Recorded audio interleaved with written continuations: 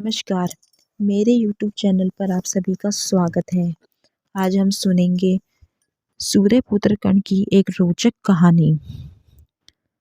महाभारत में कई महान चरित्रों का जिक्र हुआ है।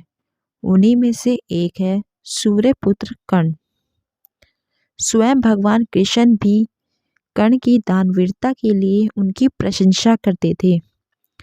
वहीं दूसरी ओर अर्जुन और उनके बड़े भाई भी बहुत दान पुण्य करते थे, लेकिन श्री कृष्ण कभी उनकी प्रशंसा नहीं करते थे। एक दिन अर्जुन श्री कृष्ण जी के पास गए और उनसे कहने लगे कि मैं और मेरे बड़े भाई युधिष्ठिर भी बहुत दान पुण्य करते हैं, परंतु आप कभी हमारी प्रशंसा तो नहीं करते। अर्जुन की बातें सुनकर श्री कृष्ण जी को इस बात का एहसास हुआ कि अर्जुन को अपने दान पुण्य करने का अहंकार होने लगा है। इसीलिए श्री कृष्ण जी ने कहा कि समय आने पर मैं साबित कर दूंगा कि सबसे बड़ा दानवीर सूर्यपुत्र कर्ण ही है। कुछ समय बाद एक ब्राह्मण अर्जुन के महल में आया और उसने बताया कि उसकी पत्नी की मृत्यु हो गई है और दाह संस्कार के लिए चंदन की लकड़ियों की आवश्यकता है। ब्राह्मण की बातें सुनकर अर्जुन ने अपने मंत्रियों को आदेश दिया कि राजकोष से चंदन की लकड़ियों का इंतजाम किया जाए, परंतु उस दिन राजकोष में चंदन की लकड़ियां नहीं थी। अर्जुन ने अपने मंत्रियों से कहा कि नगर में जहाँ कहीं भी चंदन की लकड़ियां मिले, वहां से चंदन की लकड़ियां लाके ब्राह्मण को दे दी जाए, परंतु उस दिन नगर में भी कहीं चंदन की लकड़ियां नहीं मिली। अर्जुन ने ब्राह्मण के सामने हाथ जोड़े और कहने लगे कि कृपया करके आप मुझे क्षमा करें, मैं आपके लिए चंदन की लकड़ियों का इंतजाम नहीं कर पाया। स्वयं भगवान कृष्ण इस पूरी घटना को देख रहे थे। उन्होंने ब्राह्मण से कहा, हे ब्राह्मण, आप निराश मत होइए, मैं आपको एक ऐसी जगह लेके चलता हूँ जहाँ आपको चंदन की लकड़ी अवश्य मिल जाएगी।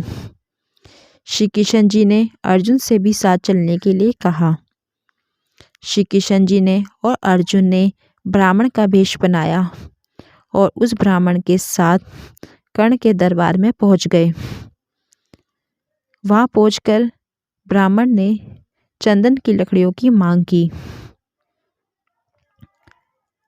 ब्राह्मण की बात सुनकर दानवीर कर्ण ने अपने मंत्रियों को आदेश दिया कि ब्राह्मण के लिए चंदन की लकड़ियों का इंतजाम किया जाए। कुछ समय बाद मंत्रियों ने बताया कि पूरे नगर में कहीं भी चंदन की लकड़ियां नहीं हैं। तब दानवीर कर्ण ने कहा कि महल में चंदन की लकड़ी के खंभे हैं, उन्हें तोड़कर ब्राह्मण को लकड़ियां दे दी जाए।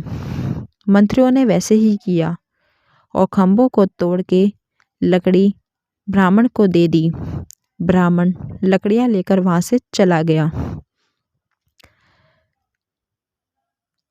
तब श्री कृष्ण जी ने अर्जुन से कहा कि अर्जुन, तुम्हारे महल में भी चंदन की लकड़ी के खंभे थे, लेकिन तुम्हें दिमाग में ख्याल ही नहीं आया और दानवीर कर्ण ने किस तरह से अपनी सूझबूझ का इस्तेमाल करके ये साबित कर दिया कि वे ही सबसे बड़ा दानवीर है।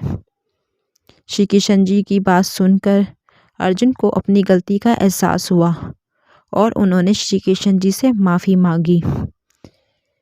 तब श्री कृष्ण जी ने कहा कि हे अर्जुन, दान वे नहीं होता जो समृद्ध स्थिति में किया जाता है, दान तो वे होता है जो अभाव की स्थिति में किया जाता है। अगर आपको मेरी ये वीडियो अच्छी लगी हो तो प्लीज़ मेरी वीडियो को लाइक करें और मेरे चैनल को सब्सक्राइब करें।